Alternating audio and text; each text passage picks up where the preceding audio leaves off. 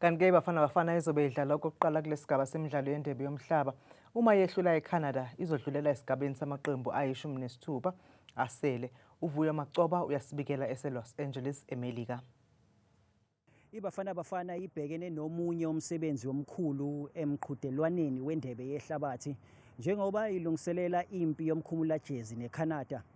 Umdlalo obalekile lona kwiBafana njengoba ibheke ukuqopha umlando kulo mqhudelwana.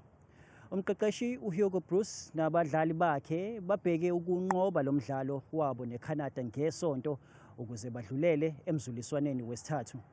And we want to win the game, and I think if we can show the same mentality and the same level that we played against South Korea, then I think we have a chance to win it.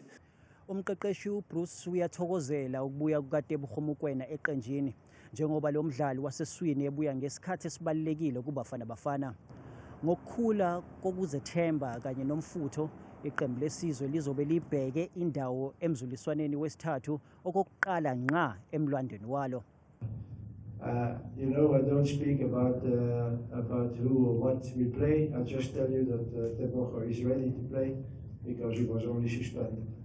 ISophia Stadium izosingitha lo mdlalo we-last 32 phakathi kweNingizimu Afrika neCanada ozoqala ngo-9 ebusuku eNingizimu Afrika.